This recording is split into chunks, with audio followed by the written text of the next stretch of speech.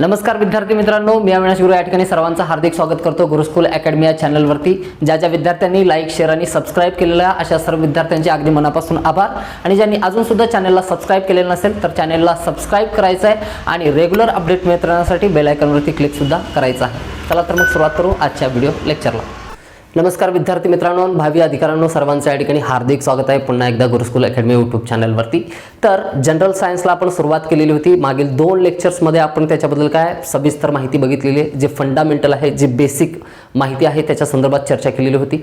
तर केमिस्ट्रीला सुरुवात केल्यानंतर पदार्थ म्हणजे काय, पदार्थ कशाला म्हणतो त्याची डेफिनेशन असेल, पदार्थांच्या एकूण अवस्था किती आहेत, तर त्या अवस्थांमधील जो फरक आहे, त्यांची गुणवैशिष्ट्ये असतील, त्यांचं डेली यूजमधील यूजेस, डेली लाईफमधील त्यांचे जे यूजेस आहेत तर त्याच्यावरती चर्चा केलेली होती। स्थायू, द्रव, वायू, प्लाझ्मा आणि बोस आइन्स्टाईन कंडेन्सेट अशा 5ही अवस्थांवरती चर्चा केल्यानंतर आपण त्यांची जी अवस्थांतर आहे, रूपांतरण जे आहे किंवा ज्याला कन्वर्जन असं म्हणतो, तर त्या अवस्थांबद्दल सुद्धा तुमच्यासोबत चर्चा केलेली आहे। त्याच्यावरती विचारले जाणारे जे आयोगाने आतापर्यंत प्रश्न विचारलेले होते तर ते प्रश्न, त्याच्यानंतर संभावित येणारे प्रश्न, या प्रश्नांवरती सुद्धा काय आपण मागील पिरियडमध्ये चर्चा केलेली आहे। बरेच प्रश्न मी तुम्हाला काय त्याच्यावरती आधारित असलेले मागच्या लेक्चरमध्ये विचारले होते।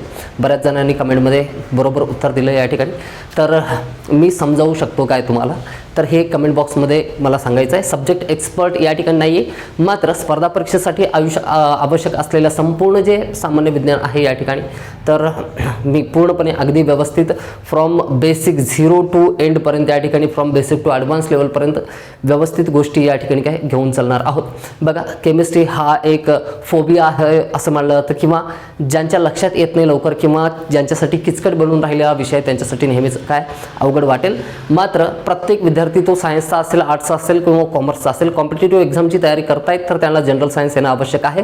आणि याच्यावरचे क्वेश्चन सॉल्व्ह करण्यासाठी आवश्यक असणारा संपूर्ण कंटेंट जो आहे तर या ठिकाणी अशा स्वरूपामध्ये तयार केलेला आहे की कुठल्याही मीडियमचा विद्यार्थी असेल, कुठल्याही फॅकल्टीचा विद्यार्थी असेल, तर त्या प्रत्येक विद्यार्थ्याला अगदी ही संपूर्ण व्हिडिओ सिरीज कंप्लीट झाल्याच्या नंतर सायन्स तुमच्यासाठी अगदी सोपा बनून जाईल अशा पद्धतीने तो कंटेंट तयार केलेला आहे, तर त्याच्याबद्दल शंका नको। ओके, तर क्रॉस चेक करत राहायचं आहे परत ज्या वेळेस मी एक चॅप्टर कंप्लीट करत जाईन तर तुम्ही सर्व क्वेश्चन्स चेक करायचे, तुमचा अभ्यास व्यवस्थित होतोय का, तुमच्या लक्षात येतंय का, आणि जर असं होत असेल तर या सर्व गोष्टींचा काय चांगल्या पद्धतीने उपयोग करून घ्यायचा आहे। ओके, तर मागील पिरियडमध्ये आपण चर्चा केल्याच्यानंतर आज आपल्याला चर्चा करायची आहे काही महत्त्वपूर्ण गोष्टींबद्दल। या ठिकाणी आपण अगोदर मी लिहून देतो या ठिकाणी। बघा, आपल्याला चर्चा करायची आहे आज मूलद्रव्य, मिश्रण आणि संयुगी यांच्या संदर्भात आपण काय आजच्या पिरियडमध्ये चर्चा करणार आहोत। बघा, सायन्समध्ये या ठिकाणी, केमिस्ट्रीमध्ये बरेच काय जे ॲडव्हान्स लॉ आहेत, बरेच याच्या म्हणजे काय ॲडव्हान्स लेवलचं जे केमिस्ट्री आहे डायरेक्ट ते जर मी शिकवलं या ठिकाणी तर तुमच्या लक्षात गोष्टी येणार नाहीत। जोपर्यंत फंडामेंटल कन्सेप्ट तुमचे क्लिअर असणार नाहीत, संकल्पना पूर्णपणे तुमच्या स्पष्ट असणार नाहीत, तर तोपर्यंत तुम्हाला विषय सोपा जाणं आवश्यक आहे। ओके, याच्यासाठी अगोदर प्रत्येक लेक्चरचा हा एक शेड्यूल असणार आहे की गोष्टी अगोदर तुम्हाला काय बेसिक कन्सेप्ट समजावणे, तर तुमचे जे एरर्स आहेत तर ते काढून टाकणे, गोष्टी अगदी सोप्या स्तरावरती नेऊन समजावून सांगणे। बघा, रट्टाफिकेशन जे आहे तर त्याच्यापेक्षा आपल्याला काय समजून घेण्यावरती जास्त भर द्यायचा आहे। विषय जर तुमच्या लक्षात आला तर याच्यानंतरचे जे काही मी फॅक्ट सांगेन, जे काही आपण केमिस्ट्रीमध्ये बघणार आहोत फर्दर व्हिडिओजमध्ये, तर त्या सर्व गोष्टी तुमच्यासाठी काय अगदी सोप्या बनून जातील। आणि फ्रॉम बेसिक, मग कन्सेप्ट, मग ॲडव्हान्स लेवलपर्यंतचं संपूर्ण काय कंटेंट, आणि त्याच्यानंतर जे PYQs आहेत किंवा क्वेश्चन्स आहेत याच्यावरती आपण काय म्हणजे अशा या स्टेप बाय स्टेप आपण काय जाणार आहोत। तर आणि जो काही या ठिकाणी काय गोष्टी मी सांगणार आहे तर त्याच्यासाठी सेपरेट वही करा असं सांगितलेलं आहे। नोट्स तुम्ही काय लिहून घ्या आणि नोट्स लिहून घेऊनच या ठिकाणी काय अभ्यास केला तर जास्त उचित असेल। ओके, तर आज आपण बघणार आहोत मूलद्रव्य कशाला म्हणायचं, मिश्रण कशाला म्हणायचं, संयुगे कशाला म्हणतात।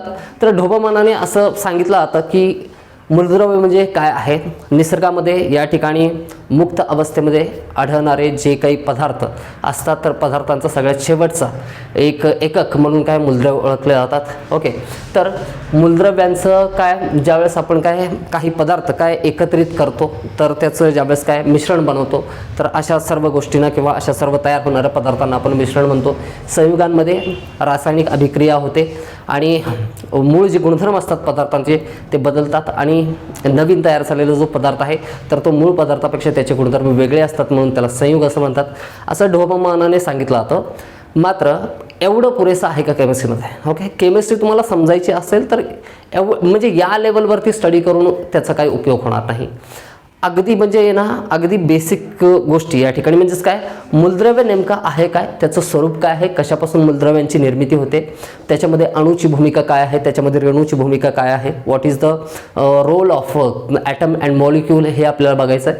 तर या सर्व गोष्टी बघितल्यानंतर मूलद्रव्य एकदा लक्षात आले तर मूलद्रव्य असतील आणि रेणू असतील यांच्यामधला डिफरन्स काय आहे बघा. एलिमेंट आणि मॉलिक्यूल यांच्यामधला बेसिक डिफरन्स लक्षात आल्याच्यानंतर मग आपल्याला मिश्रण या ठिकाणी काय, म्हणजेच मिक्सचर आणि कंपाऊंड म्हणजेच संयुग यांच्यामध्ये सुद्धा डिफरन्स लक्षात घ्यायचा आहे. म्हणजेच अगदी सगळ्यात शेवटचा जो एकक आहे पदार्थाचा तिथून आपल्याला सुरुवात करायचं आहे.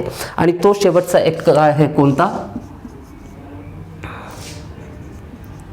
अणू, ज्याला की ॲटम असं म्हणतो. ओके, तर याच्या संदर्भात आपण बघू.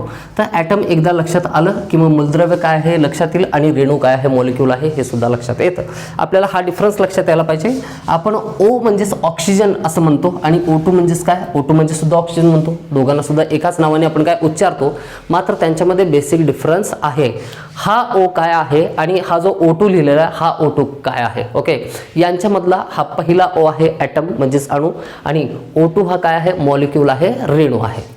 तर मग याला अणूच का बरं म्हणायचं, याला रेणूच का बरं म्हणायचं, किंवा कार्बन मोनॉक्साईड असेल, CO असेल, कार्बन डायऑक्साईड असेल तर हे कोणत्या कॅटेगरीमध्ये येतात, या सर्व गोष्टी लक्षात येण्यासाठी आपण अगदी पहिल्या स्टेपपासून या ठिकाणी काय चर्चा करू.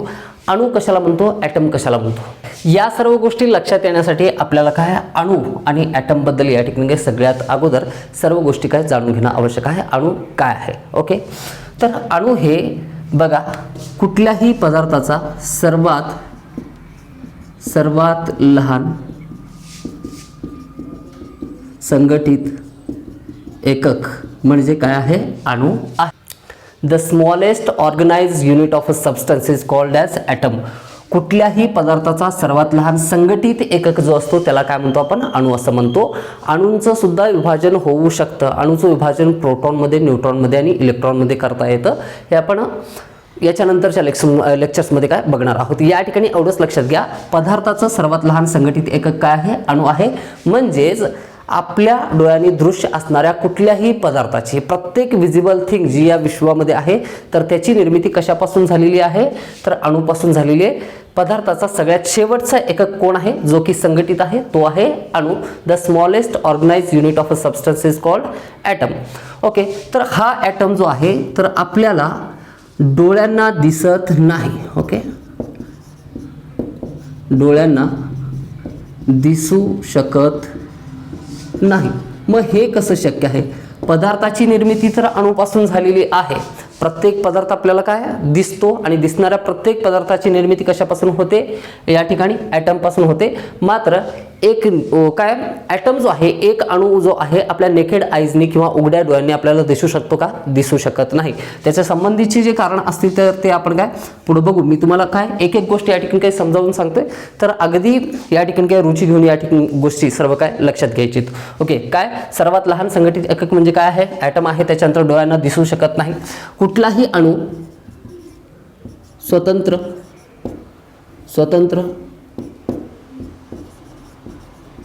मुक्त अवस्थेत, निसर्गात मुक्त अवस्थेत आढळत नाही. म्हणजेच काय, तो इंडिपेंडंट असत नाही. मात्र एक लक्षात घ्या, कुठल्याही दोन पदार्थांमध्ये, दोन रेणूंमध्ये, कुठलेही पदार्थ असतील, रेणू असतील किंवा संयुग असतील, तर कुठल्याही दोन पदार्थांमध्ये, दोन रेणूंमध्ये, दोन संयुगांमध्ये अभिक्रिया होत असताना त्याच्यामध्ये उपस्थित असणारा प्रत्येक अणू हा अभिक्रियेमध्ये काय भाग घेतो. अणू हा अभिक्रियेत भाग घेतो. मग अणूची जी काय प्रॉपर्टीज असते, गुणधर्म असतात, त्या गुणधर्मानुसार तयार होणाऱ्या काय रेणूमध्ये, संयुगामध्ये, गुणधर्मामध्ये काय बदल होत असतात. कुठल्याही दोन पदार्थांमध्ये, संयुगांमध्ये किंवा रेणूमध्ये जर अभिक्रिया होत असेल तर त्या अभिक्रियेमध्ये भाग घेणारा सगळ्यात शेवटचा एकक कोणता आहे, अणू हा आहे. म्हणून जो अणू अभिक्रियेमध्ये भाग घेईल तर त्या अणूवरून काय ठरतं, स्वरूप तयार होणाऱ्या पदार्थाचं या ठिकाणी. इथंपर्यंत गोष्टी लक्षात आलेल्या आहेत या ठिकाणी सर्वांच्या. ओके, नेक्स्ट पॉईंट बघू आपण. बघितलं आता आपण काय काय बघितलं. प्रत्येक पदार्थाचा सर्वात लहान संघटित जो काय एकक आहे तर त्याला काय म्हणलेलं आहे, अणू म्हणलेला आहे. अणू हा काय उघड्या डोळ्यांनी आपल्याला दिसू शकत नाही. अणू एकटा स्वतंत्ररित्या किंवा इंडिपेंडंट मुक्त अवस्थेमध्ये काय राहू शकत नाही. कुणासोबत तरी काय समूह बनवून त्याला काय राहावं लागतं. उघड्या डोळ्यांनी दिसत नाही. आणि ज्यावेळेस पदार्थांमध्ये, रेणूंमध्ये किंवा संयुगांमध्ये जेव्हा आंतर अभिक्रिया घडत असते तर त्यावेळेस प्रत्येक अणू त्या अभिक्रियेमध्ये भाग घेत असतो. आता अभिक्रिया होत असताना या ठिकाणी बघा तर अणू हा समूह बनवतो. दोन प्रकारे तो समूह बनवतो.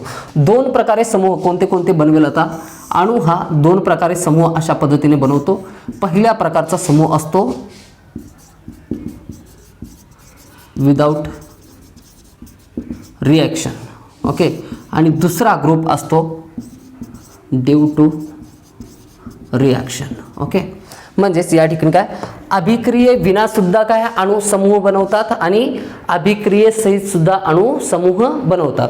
पहिला समूह आहे ज्यामध्ये कुठल्याही प्रकारची काय रिॲक्शन होत नसते आणि दुसरा समूह आहे ज्याच्यामध्ये रिॲक्शन होते, अभिक्रिया होते आणि काय समूह बनतो. आणि या दोन्ही प्रकारच्या काय समूहांमध्ये भाग कोण घेत असतो, अणू घेत असतो. म्हणजे अणू एकत्र आल्याच्या नंतर बऱ्याच वेळा ते एकमेकांसोबत काय अभिक्रिया करत नाहीत तर ते अगदी न्यूट्रल राहतात. या ठिकाणी एकमेकांसोबत बिलकुल या ठिकाणी काय रिॲक्शन होत नसते. आणि बऱ्याच वेळा जे अणू आहेत एकत्र येतात आणि त्यांच्यामध्ये रिॲक्शन होते तेव्हा सुद्धा समूह तयार होतो. ज्या वेळेस अणूंमध्ये या ठिकाणी अभिक्रिया न होता समूह तयार होतो तर त्यावेळेस काय तयार होतं, मूलद्रव्याची निर्मिती होते. मूलद्रव्य ज्याला की आपण काय म्हणतो एलिमेंट असं म्हणतो. हा आपला काय पहिला घटक या ठिकाणी काय आपण कंप्लीट करतोय. बघा आपण काय बघितलं होतं, निसर्गामध्ये जे अणू आहे तर ते पदार्थाचे सर्वात लहान संघटित एकक आहे. आणि हे एकक ज्यावेळेस हे अणू एकत्र येतात आणि अभिक्रिया न होता समूह तयार करतात तर त्या समूहाला काय म्हणतो आपण, मूलद्रव्य असं म्हणतो. म्हणजेच असं म्हणता येईल का आपल्याला विश्वामधील प्रत्येक पदार्थाची शुद्धतम अवस्था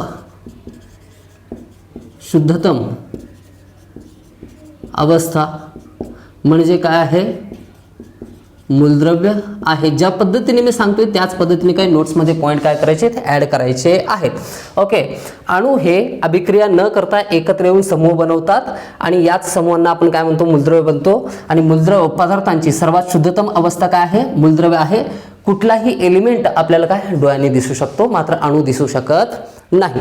ओके, आता याच्यामध्ये मूलद्रव्य ज्यावेळेस काय लिहिले जातात त्यावेळेस त्यांच्यासोबत काय नंबर लिहिले जात नाहीत. जसं की आपल्याला लोह हा मूलद्रव्य लिहायचं आहे तर आपण काय लिहिणार, Fe असं लिहिणार. समजा आपल्याला ऑक्सिजन हा एलिमेंट काय डिनोट करायचा आहे तर O ने डिनोट करतो. कार्बन हा एलिमेंट आपल्याला सांगायचा आहे, मूलद्रव्य सांगायचं आहे, किंवा नायट्रोजन मूलद्रव्य सांगायचं आहे तर यांनी डिनोट करतो. आपण यांच्यासोबत नंबर लिहितोय का, नंबर लिहित नाही. बघा व्यवस्थित या ठिकाणी काही लक्षात घ्या. एका वर्गामध्ये बरेच विद्यार्थी बसले आहेत. या ठिकाणी 10 ते 12 विद्यार्थी आहेत. मात्र ते एकमेकांसोबत बिलकुल चर्चा करत नाहीत, एकमेकांसोबत आपले विचार या ठिकाणी काही शेअर करत नाहीत, एकमेकांसोबत काही बोलत नाहीत. म्हणजेच त्यांच्यामध्ये रिॲक्शन होते का, होत नाही. आणि जर त्यांच्यामध्ये रिॲक्शन होत नसेल, अभिक्रिया होत नसेल तर ते सर्व एकत्रितरित्या बसल्याच्या नंतर आपण त्याला काय म्हणणार, क्लास म्हणणार. ओके, तर तो जो क्लास आहे तो म्हणजेच या ठिकाणी काय आहे, एलिमेंट आहे. ओके, तर ज्यावेळेस त्यांच्यामध्ये अभिक्रिया होत नाही, अभिक्रिया होत नसेल तर त्यांच्या गुणवैशिष्ट्यांमध्ये, त्यांच्या गुणधर्मामध्ये किंवा त्यांच्या प्रॉपर्टीजमध्ये चेंजेस येतील का. बरेच विद्यार्थी बसले आहेत मात्र कुठलाही विद्यार्थी कुठल्याही इतर विद्यार्थ्यांसोबत काय बिलकुल चर्चा करत नाही तर त्यावेळेस त्यांच्या गुणधर्मामध्ये बदल होतील का, बदल होत नाही. म्हणजेच एलिमेंटमध्ये असणारे जे ॲटम आहेत त्यांच्या ज्या प्रॉपर्टीज असतात त्या एलिमेंटमध्ये ॲज इट इज असतात. म्हणजे ऑक्सिजन या ॲटमची जी प्रॉपर्टी आहे तर ती एलिमेंट बनल्याच्या नंतर सुद्धा चेंज होते का, नाही. कारण एलिमेंट तयार झालेला आहे विदाउट रिॲक्शन म्हणून त्याच्यामध्ये बिलकुल चेंजेस होत नाहीत. म्हणूनच आपण असं म्हणलंय की पदार्थाची शुद्धतम अवस्था म्हणजेच काय आहे, मूलद्रव्य आहे असं म्हणलेलं आहे. मूलद्रव्यामध्ये अणूंची या ठिकाणी काय प्रॉपर्टीज चेंज होतात का, होत नाहीत. मग आता हे संख्येने 1000 असतील, ओके, संख्येने लाख असतील आणि संख्येने करोड असतील. जर हे विद्यार्थी आपापसामध्ये चर्चाच करत नसतील, जर हे ॲटम आपापसांमध्ये काय अभिक्रियाच करत नसतील तर त्यांच्या गुणधर्मामध्ये बदल होईल का, होणार नाही. म्हणून आता याच्यासमोर नंबर लिहिणं आवश्यक आहे का, म्हणजे हे 2 ऑक्सिजन आहेत किंवा 7 ऑक्सिजन आहेत किंवा 1000 ऑक्सिजन असतील तर किती ऑक्सिजन असतील, अभिक्रिया करत नसतील तर त्याच्यामुळे फरक पडतोय का, फरक बिलकुल पडत नाही. म्हणून ज्या वेळेस आपण मूलद्रव्य लिहितो तर त्याच्यासोबत संख्या लिहित नाहीत. लक्षात घ्या, तीन गोष्टी आपण महत्त्वपूर्ण बघितलेल्या आहेत. ज्या वेळेस सर्व अणू अगदी व्यवस्थित लक्षात घ्या, हे बेसिक फंडामेंटल आहे. फंडामेंटल बऱ्याच वेळा काही टीचर क्लिअर करत नाहीत, म्हणून विद्यार्थ्यांसाठी आहे ना याच्या पुढची केमिस्ट्री जी आहे पुढच्या स्टेपवरची तर ती अवघड वाटायला लागते. इथं गोष्टी जर स्पष्ट झालेल्या नसतील, इथं क्लिअर झालेली नसेल तुमची संकल्पना, तर तुमच्यासाठी त्या गोष्टी अवघड बनून राहिल्या आहेत. एखाद्या विद्यार्थ्यासाठी कुठलाही सब्जेक्ट सोपा असतो, कारण त्याला तो काय पूर्ण अगदी मुळापासून समजलेला असतो, अगदी बेसिक पासून. जर समजलेला असेल तर त्या सब्जेक्टमध्ये रुची निर्माण होते आणि तेच करण्याचा या ठिकाणी काय प्रयत्न करतोय. आणि कमेंटमध्ये मला सांगा की मी तुम्हाला समजावू शकतोय का या ठिकाणी गोष्टी. मी समजावून सांगितल्याच्या नंतर तुमच्या कन्सेप्ट क्लिअर होत आहेत का? ओके, यस ऑर नो मला कमेंट बॉक्समध्ये काय कळवा. तर अणू ज्यावेळेस काय एकत्र येतात मात्र अभिक्रिया करत नाहीत, तर कशाची निर्मिती करतात? मूलद्रव्याची.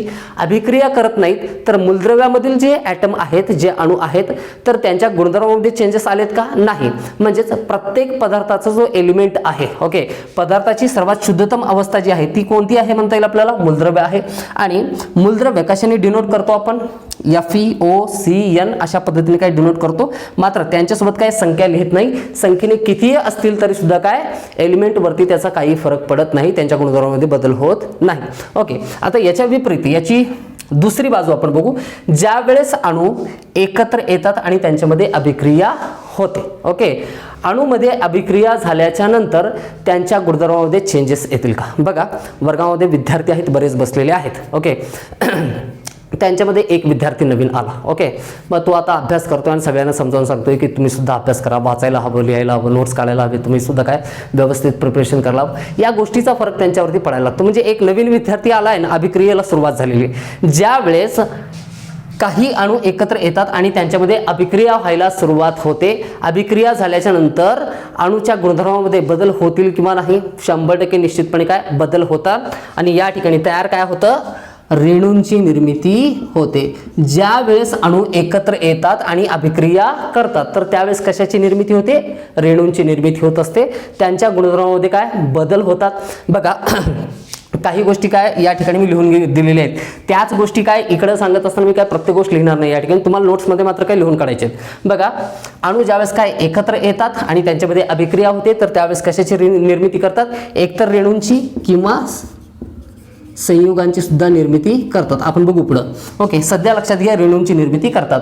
आता रेणूंची निर्मिती करत असताना एका स्पेसिफिक प्रपोर्शनमध्ये या ठिकाणी काय निश्चित प्रमाणामध्ये काय एकत्र येत असतात. त्यांच्यामध्ये काय ज्यावेळेस अभिक्रिया होते, रेणूंची निर्मिती होते, गुणधर्मामध्ये बदल होते.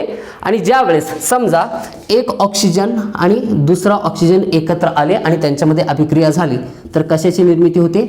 O2 या रेणूची, O2 या मॉलिक्यूलची निर्मिती होते. ज्यावेळेस एक ऑक्सिजन, दुसरा ऑक्सिजन आणि तिसरा ऑक्सिजन एकत्र येतो तर 3 ऑक्सिजन मिळून या ठिकाणी ज्यावेळेस एका नवीन पदार्थाची रेणूची निर्मिती होते.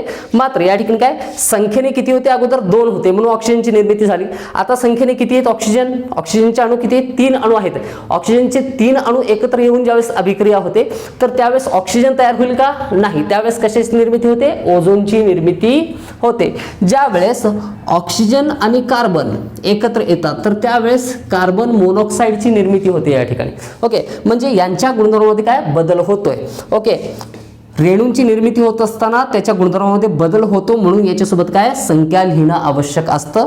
जसं की ऑक्सिजनमध्ये काय 2 अणू आहेत, ओझोनमध्ये 3 ऑक्सिजन आहेत या ठिकाणी, कार्बन मोनॉक्साईडमध्ये काय एक कार्बन आणि एक ऑक्सिजनचा ॲटम आहे या ठिकाणी. तर ज्यावेळेस रेणूंची निर्मिती होते त्यावेळेस निश्चितपणे आपल्याला काय संख्या लिहावी लागते. गोष्टी क्लिअर आहेत का इथपर्यंत? ओके, तर अशा पद्धतीने ज्यावेळेस काय मूलद्रव्यांची निर्मिती होते तर त्यावेळेस त्याच्यासोबत काय संख्या लिहिणं आवश्यक असत नाही किंवा संख्या लिहिल्या जात नाहीत. आणि ज्यावेळेस संख्या लिहिलेल्या असतात त्यावेळेस ते काय असतात? रेणू असतात.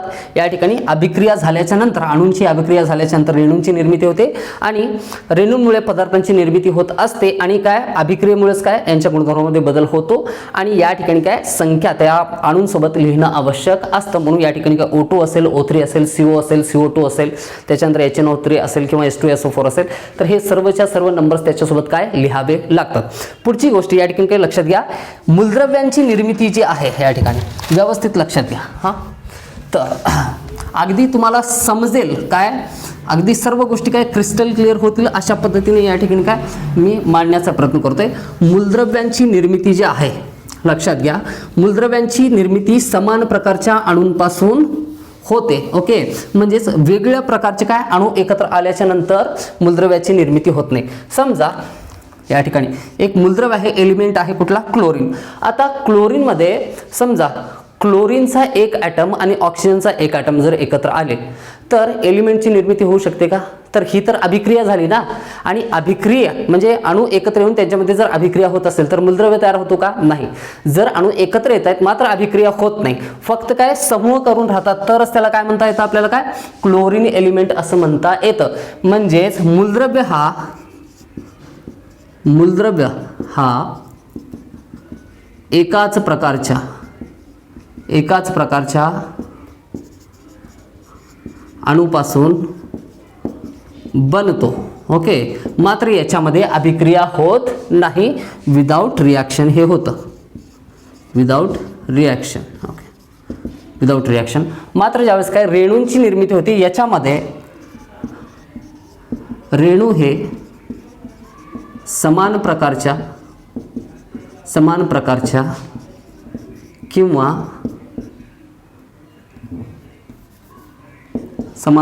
किंवा विविध प्रकारच्या अणूपासून तयार होतात. ओके, जसं की ऑक्सिजन आणि ऑक्सिजन एकाच प्रकारचे अणू यांच्यामध्ये अभिक्रिया झाल्याच्या नंतर रेणू कोणता तयार झाला, O2 हा रेणू तयार झाला. बघा, त्याच्यानंतर कार्बन, त्याच्यानंतर ऑक्सिजन आणि ऑक्सिजन या वेगवेगळ्या प्रकारच्या अणूंमध्ये अभिक्रिया झाल्याच्या नंतर सुद्धा काय रेणू तयार झाला, मात्र तो कोणता आहे, CO2 कार्बन डायऑक्साईड आहे. गोष्टी क्लिअर आहेत तुमच्यासाठी. बघा, मूलद्रव्यांची निर्मिती ही एकाच प्रकारच्या अणूपासून होते, वेगळ्या प्रकारचे अणू या ठिकाणी काय भाग घेत नाहीत आणि यांच्यामध्ये काय अभिक्रिया होत नाही. रेणूंची निर्मिती होत असताना मात्र काय अभिक्रिया होते, ड्यू टू रिॲक्शन किंवा बाय रिॲक्शन मॉलिक्युल्स या ठिकाणी काय तयार होतात. आता हे रेणू तयार होत असताना समान प्रकारच्या अणूंमध्ये सुद्धा अभिक्रिया होते आणि विविध प्रकारच्या अणूंमध्ये सुद्धा काय अभिक्रिया होऊन रेणूंची निर्मिती होत असते. आता एक गोष्ट लक्षात घ्या, या ठिकाणी ज्या वेळेस समान प्रकारच्या अणूंमध्ये अभिक्रिया होते तर त्याला होमो ॲटोमिक असं म्हणतात. क्वेश्चन याच्यावरती प्रिव्हियस इयरमध्ये आलेला आहे. जर क्वेश्चन पेपर्स तुम्ही काढून बघितला तर तुमच्या लक्षात येईल. आणि विविध प्रकारचे अणू येऊन त्यांच्यामध्ये जर अभिक्रिया होत असेल तर त्याला हिटेरो ॲटोमिक रिॲक्शन असं म्हणतात. आता याचे एक्झाम्पल कोणते कोणते आहेत, तुम्हाला काय क्वेश्चन असा विचारलेला होता की खालीलपैकी कोणते मॉलिक्यूल किंवा कुठलं रिॲक्शन होमो ॲटोमिक आहे आणि कुठलं हिटेरो ॲटोमिक आहे हे स्पष्टपणे ओळखायचं होतं. पर्याय दिलेले होते, प्रश्नाचं स्वरूप बघून आपल्याला त्या ठिकाणी काय आन्सर करायचं होतं. बघा, होमो ॲटोमिक कोणते म्हणता येईल आपल्याला, बघा oxygen plus oxygen is equal to O2 एकाच प्रकारच्या अणूंमध्ये अभिक्रिया झालेली आहे तर हे काय आहे, होमो ॲटोमिक आहे. त्याच्यानंतर oxygen plus oxygen is equal to O3 म्हणजेच काय ओझोनची निर्मिती होते. तर याच्यामध्ये सुद्धा काय एकाच प्रकारच्या अणूंमध्ये अभिक्रिया झालेली आहे आणि रेणू तयार झालेला कोणता, ओझोनचा. तर हे झाले होमो ॲटोमिकचे या ठिकाणी काय एक्झाम्पल्स. हिटेरो ॲटोमिकमध्ये आपल्याला म्हणता येईल carbon plus oxygen is equal to carbon monoxide, ज्याला की काय सुसाईड गॅस असं म्हणतो आपण. काय हळूहळू झोपेमध्ये या ठिकाणी काय कार्बन मोनॉक्साईडच्या सानिध्यामध्ये जर व्यक्ती आला तर झोपेमध्ये असतानाच त्याचा काय मृत्यू होऊ शकतो. त्याच्यापेक्षा थोडासा कमी विषारी असणारा कोणता आहे, carbon plus oxygen is equal to carbon dioxide. हा या ठिकाणी जीव घेत नाही, मात्र आपला जीव गुदमरू शकतो या ठिकाणी. काय म्हणजे आपण बेशुद्ध अवस्थेमध्ये पोहोचू शकतो जर काय खूप कालावधीसाठी आपण कार्बन डायऑक्साईडच्या काय सानिध्यामध्ये असलो तर. हे बेसिक क्वेश्चन्स आहेत जे सगळे परीक्षेमध्ये विचारले जातात. ओके, खालील विधानांबद्दल काय विचार करा, सत्य की असत्य. ओके, कार्बन डायऑक्साईडमध्ये मुळे आपला जीव जात नाही, कार्बन मोनॉक्साईडमुळे आपला काय सावकाश जीव जातो. तर अशा प्रकारचे विधान दिलेले असताना आपल्याला त्याच्या सत्यता आणि असत्यतेबद्दल काय माहिती असणं आवश्यक आहे. ज्या ठिकाणी संदर्भ येत जाईल त्या ठिकाणी काय सांगत जाईल. त्याच्यानंतर आणखीन काय एक्झाम्पल होमो ॲटोमिकचं सांगता येतील. S2 आहे, N2 आहे, ओके, Fe2 आहे. तर हे सर्व कशाचे होमो ॲटोमिकचे काय एक्झाम्पल आहेत. हिटेरो ॲटोमिकचे काय खूप सारे एक्झाम्पल्स आपल्याला काय अशा पद्धतीने काय सांगता येतील. ओके, इथंपर्यंत गोष्टी तुम्हाला समजलेल्या असतील. जर समजत असेल तर मला कमेंटमध्ये तसं कळवायचं आहे, अथवा आपण आणखीन थोडंसं काय सोपं करण्याचा प्रयत्न करेन मी याला. Okay, next व्हिडिओजमध्ये. ओके, हे झालं काय मूलद्रव्य आणि रेणू यांच्या संदर्भात. मूलद्रव्याच्या संदर्भात पूर्णपणे आपल्याला काय माहीत झालेलं आहे. आता आपल्याला बघायचं मिश्रण आणि संयुगे. एकदा मूलद्रव्य समजलं तर मिश्रण आणि संयुग समजणं काय या ठिकाणी अवघड नाही. आतापर्यंत काय बघितलं याच्याबद्दल थोडंसं लक्षात घेऊ आपण. काय आता मूलद्रव्य जे आहेत या ठिकाणी बघा, सगळ्यात लहान संघटित एकक कुठल्याही पदार्थाचा कोणता आहे? अणू आहे. तर बघा अणू या ठिकाणी एकत्र येतात आणि काय समूह बनवतात. एकतर ते अभिक्रिये सहित समूह बनवतात किंवा अभिक्रिये विना समूह बनवत असतात. म्हणजेच ते काय group of atoms without reaction and with reaction. या ठिकाणी विथ रिॲक्शन ज्यावेळेस काय ॲटम एकत्र येतात त्यांच्यामध्ये अभिक्रिया होते, तर त्यावेळेस निर्मिती होती कशाची? रेणूंची निर्मिती करतात. याच्यामध्ये अणूंचे गुणधर्म काय होतात? बदलतात रेणू तयार झाल्याच्या नंतर. आणि दुसरं अभिक्रिये विना ज्यावेळेस काय अणू एकत्र येतात तर त्यावेळेस निर्मिती होते कशाची? मूलद्रव्यांची. ओके, मूलद्रव्यांमध्ये अणूंचे गुणधर्म बदललेले नसतात, रेणूमध्ये अणूंचे गुणधर्म बदललेले असतात. याच्यामध्ये आपण बघितलं होमो ॲटॉमिक बघितलं, हेटेरो ॲटॉमिक बघितलेलं आहे. रेणू कसं तयार होतो, मूलद्रव्य कसं तयार होतं हे बघितलेलं आहे. ज्यावेळेस मूलद्रव्य आणि रेणू ओके या ठिकाणी काय या ठिकाणी विदाउट रिॲक्शन एकत्र येतात, विदाउट रिॲक्शन अभिक्रिये विना एकत्र येतात आणि इकडं ड्यू टू रिॲक्शन अभिक्रियेसहित ज्यावेळेस काय एकत्र येतात. काय काय सर्व मूलद्रव्य आणि सर्व रेणू. एकूण किती मूलद्रव्य आहेत? 118 मूलद्रव्य. ओके, तसं तर 119 मूलद्रव्यांचा आतापर्यंत शोध लागलेला आहे. मात्र NCERT बुकमध्ये किती दिलेला आहे? 118. जर क्वेश्चन असा आला की एकूण 118 मूलद्रव्य आहेत किंवा एकूण किती मूलद्रव्य आहेत असं जर क्वेश्चन आला तर त्यावेळेस ते विधान कसं असेल? सत्य असेल. आणि जर सेंटेन्स असा आला की एकूण मूलद्रव्यांची संख्या 119 आहे तर तरी सुद्धा काय या ठिकाणी आन्सर बरोबर असेल. जे रेफरन्स बुक आहेत आपल्या राज्यसेवा आयोगासाठी प्रिपरेशन करण्यासाठी तर त्या सर्व पुस्तकांमध्ये आकडा दिलेला आहे 119 आणि NCERT मध्ये अजून सुद्धा आकडा 118 दिलेला आहे. तो आकडा आणखीन चेंज करण्यात आलेला नाही. तर दोन्ही नंबर या ठिकाणी काय व्हॅलिड असतील, ग्राह्य असतील. असा कुठलाच क्वेश्चन येणार नाही ज्याच्यामध्ये 118 सुद्धा दिलेला आणि 119 सुद्धा दिलेला आणि दोन्हीपैकी उचित कोणतं हे सांगा. ओके, त्यावेळेस तो क्वेश्चन सॉल्व्ह होण्याची शक्यता अधिकाधिक असते. ओके, जर सांगेन या ठिकाणी तर दोन्ही आकडे लक्षात ठेवा. एकूण मूलद्रव्य किती आहेत? 118. एकूण मूलद्रव्य किती आहेत? 119 सुद्धा काय आन्सर बरोबर असेल. मूलद्रव्य आणि रेणू ज्यावेळेस काय एकत्र येतात त्यांच्यामध्ये जर रिॲक्शन होत नसेल, अभिक्रिया होत नसेल तर मिश्रण तयार होतं. आणि ज्यावेळेस मूलद्रव्य आणि रेणू एकत्र येतात आणि त्यांच्यामध्ये रिॲक्शन होते, अभिक्रिया होते तर त्यावेळेस संयुगांची निर्मिती होते.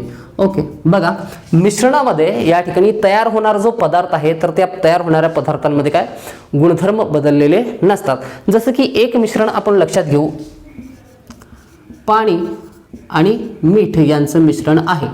तर पाणी आणि मीठ यांचं मिश्रण तयार केल्याच्या नंतर पाण्याचे गुणधर्म सुद्धा त्या म्हणजे काय द्रवामध्ये असतात, त्या सोल्युशनमध्ये असतात आणि मिठाचे सुद्धा गुणधर्म, मिठाचे सुद्धा काय चव आपल्याला त्याच्यामध्ये काय येते. म्हणजे गुणधर्म बदलतात का या ठिकाणी? नाही. गुणवैशिष्ट्य बदलतात का? नाही. मात्र संयुगांची निर्मिती ज्यावेळेस होते अभिक्रियेमुळं तर त्यावेळेस त्याच्यामधील गुणधर्म निश्चितपणे बदललेले असतात. जसं की हायड्रोजनचे 2 अणू, त्याच्यानंतर S2 सल्फरचा 1 अणू, ऑक्सिजनचे 4 अणू. तर याच्यामुळे काय तयार होतं? S2SO4 हे काय कंपाऊंड तयार होतं. बघा याच्यामध्ये काय गुणवैशिष्ट्य बदलतात, याच्यामध्ये गुणवैशिष्ट्य बदलत नाहीत. कारण याच्यामध्ये जे पदार्थ तयार झालेला आहे तो कशामुळे तयार झालेला आहे? अभिक्रियेमुळे तयार झालेला आहे आणि या ठिकाणी अभिक्रिये विना हा पदार्थ तयार झालेला आहे. तर या ठिकाणी पदार्थांचे निश्चित प्रमाण असेल का? निश्चित प्रमाण असत नाही. तर पदार्थांचं प्रमाण कमी अधिक होऊ शकतं या ठिकाणी. आणि यांचं प्रमाण जे आहे सर्वसाधारणतः काय पर्सेंटेजमध्ये दिलं जातं, टक्केवारीमध्ये दिलं जातं. मात्र या ठिकाणी बघा आपण जर प्रमाण बदलवलं, या ठिकाणी कार्बनचा 1 अणू आणि ऑक्सिजनचा 1 अणू तर यांचं मिळून कोणतं संयुग तयार होतं? कार्बन मोनॉक्साईड हा तयार होतो. आणि जर प्रमाण थोडंसं बदललं, आपण कार्बन प्लस ऑक्सिजन केलं तर कार्बन डायऑक्साईड तयार होतो. जर HNO3 याच्यामधील एकाही ॲटमचं जर प्रमाण बदललं तर संयुग वेगळा तयार होतो या ठिकाणी. म्हणून बघा संयुगामध्ये जे पदार्थ आहेत तर त्यांचं प्रमाण जे आहे कसं असतं? निश्चित असतं. मात्र मिश्रणामध्ये पदार्थांचं प्रमाण निश्चित असत नाही. मिश्रणामध्ये जे पदार्थांचं प्रमाण आहे तर ते पर्सेंटेजमध्ये दिलेलं असतं आणि या ठिकाणी संयुगामध्ये निश्चित प्रमाण असतं आणि निश्चित सूत्र असतं. ओके, त्या सूत्रानुसारच त्या पर्टिक्युलर संयुगाची या ठिकाणी काय निर्मिती होत असते. तर गोष्टी या ठिकाणी तुमच्यासाठी क्लिअर झालेल्या आहेत का? मिश्रण काय आहे आणि संयुग काय आहे? बघा, मूलद्रव्ये आणि रेणू ज्यावेळेस एकत्र येतात मात्र त्यांच्यामध्ये काय रिॲक्शन होत नाही, अभिक्रिया होत नाही, तर मिश्रण तयार होतं. आणि ज्यावेळेस अभिक्रिया होते तर त्यावेळेस संयुग तयार होतं. संयुगामध्ये प्रमाण हे निश्चित आहे, तर गुणधर्म जे आहेत ते बदलतात आणि त्याच्यासाठी सूत्र लिहिलेलं असतं. सूत्रानुसारच संयुगांची निर्मिती होते. मिश्रणामध्ये जे पदार्थ आहेत या ठिकाणी काय भाग घेणारे मिश्रणामध्ये, तर त्यांचं प्रमाण निश्चित असत नाही, पर्सेंटेजमध्ये त्यांचं प्रमाण दिलेलं असतं. तर परीक्षेमध्ये क्वेश्चन दिल्याच्यानंतर विचारलेलं होतं या ठिकाणी अशा पद्धतीने, तर खालीलपैकी मिश्रण कोणते आहे? ओके, तर बरेच या ठिकाणी काय ऑप्शन दिलेले असतात जे की काही कंपाऊंड असतात आणि एकच ऑप्शन दिलेलं असतं जे की आपल्याला काय मिश्रण असतं, तर ते ओळखायचं असतं या ठिकाणी. तर आपण काय एक्झाम्पल्स बघू मिश्रणाचे कोणते कोणते आहेत, त्याच्यानंतर कंपाऊंडचे कोणते आहेत, त्याच्यानंतर एलिमेंट तर आपल्याला सर्व माहिती आहेत. एकूण किती मूलद्रव्ये आहेत? 118. आणि पिरियोडिक टेबलमधील हे सर्वच्या सर्व मूलद्रव्ये आपल्याला काय माहिती असणं आवश्यक आहे, तरच आपण काय केमिस्ट्रीचा अभ्यास काय करू शकणार आहोत. ओके, तर इथंपर्यंत गोष्टी क्लिअर झालेल्या आहेत. तर नेक्स्ट पॉईंट बघू आपण. बघा, मिश्रणाच्या संदर्भात आतापर्यंत जे जे एक्झाम्पल्स काय परीक्षेमध्ये विचारले गेलेले होते, तर असे सर्व एक्झाम्पल्स मी या ठिकाणी काय सांगणार आहे. तर लिहून घ्या या ठिकाणी. बघा, मिश्रण कोणते कोणते आहेत? स्फोटके, माती, हवा, सर्व प्रकारचे सोल्युशन्स, त्याच्यानंतर सर्व प्रकारचे संमिश्रे, यालाच ॲलॉईज असं म्हणतात. जसे की वेगवेगळे धातू एकत्र करून त्याच्यामध्ये अभिक्रिया न करता आपण काय वेगवेगळ्या काय संमिश्रांची निर्मिती करत असतो. सर्व स्फोटक असतील, माती असेल, हवा असेल, या ठिकाणी काय सोल्युशन्स असतील, सर्व प्रकारचे काय संमिश्रे असतील, तर हे कशाचे एक्झाम्पल आहेत. त्याच्यानंतर आणखीन एक एक्झाम्पल खूप वेळा विचारलं गेलेलं आहे, सिमेंट हे सुद्धा काय आहे? मिश्रण आहे. तर सिमेंट आणि स्फोटक हे कन्फ्युजिंग करणारे काय या ठिकाणी एक्झाम्पल आहेत. हवा म्हणल्यानंतर आपल्याला माहिती आहे ऑक्सिजन, नायट्रोजन, कार्बन डायऑक्साईड, इतर वेगवेगळे काय वायूंचं मिश्रण म्हणजे काय हवा असते. मातीमध्ये वेगवेगळे पदार्थ मिक्स झालेले असतात, त्याला मिश्रण म्हणू शकतो. तर सोल्युशन जे आहेत तर वेगवेगळे लिक्विड फॉर्ममधील जे सबस्टन्सेस असतात तर ते एकत्र आल्याच्यानंतर आपण त्याला सोल्युशन्स म्हणतो. सर्व प्रकारची संमिश्रांचा अर्थच काय आहे की वेगवेगळे धातू अधातू एकत्र येऊन काय नवीन एखाद्या पदार्थाची निर्मिती करतात, जसं की पितळ या ठिकाणी काय तयार होतं. तर हे काय आहेत? या ठिकाणी हे काय आहेत? मिश्रण आहेत. मात्र स्फोटक आपल्याला वाटतं की त्याच्यामध्ये निश्चितपणे केमिकल रिॲक्शन झाल्याच्यानंतरच काय बॉम्बची निर्मिती होते किंवा स्फोटकांची निर्मिती होते. किंवा जे सिमेंट आपण काय आपल्या कन्स्ट्रक्शनमध्ये वापरतो, सिमेंट सुद्धा एक या ठिकाणी काय संयुग आहे असं आपण सपोज करून चालतो बऱ्याच वेळा. हे दोन एक्झाम्पल नेहमी कन्फ्युजिंग राहिलेले आहेत. प्रत्येक वेळी परीक्षेमध्ये ज्या ज्यावेळेस प्रश्न येतो तर कन्फ्यूज करण्यासाठी सिमेंट आणि स्फोटक हा ऑप्शन विचारला जातो. तर या ठिकाणी लक्षात ठेवायचं, स्फोटक आणि सिमेंट काय आहेत? या ठिकाणी संयुग नसून मिश्रण आहेत. ओके, तर अशा पद्धतीने सर्व गोष्टी या ठिकाणी काय मूलद्रव्य कशाला म्हणतो, रेणू कशाला म्हणतो, त्याच्यानंतर मिश्रण कशाला म्हणतो आणि काय संयुगे कशाला म्हणतो, या सर्व गोष्टी तुम्हाला लक्षात आलेल्या असतील. तर या ठिकाणी थांबू. याच्यानंतरच्या व्हिडिओमध्ये आणखीन बरेच काय असे फंडामेंटल गोष्टी आहेत, ज्या बेसिक गोष्टी आहेत ज्याच्यावरती काय आणखीन चर्चा करणं काय आवश्यक आहे. ते सर्व झाल्याच्या नंतर आपल्याला काय पुढील जे ॲडव्हान्स पिरियड आहेत तर त्याला सुरुवात करता येईल. तर आजच्या व्हिडिओमध्ये याच ठिकाणी थांबू. तर सर्वांनी सहकार्य करायचं आहे. लाईक, कमेंट आणि शेअर केलेलं नसेल तर या ठिकाणी निश्चितपणे काय शेअर करायचं. व्हिडिओला जास्तीत जास्त तुमच्या व्हॉट्सअप ग्रुप असतील, फेसबुक ग्रुप असतील तर त्या सर्व ग्रुपमध्ये व्हिडिओ तुम्हाला नक्की जर आवडलेला असेल तर निश्चितपणे काय शेअर करा. तर अशाच प्रकारच्या दर्जेदार व्हिडिओमध्ये पुन्हा एकदा भेटू. धन्यवाद.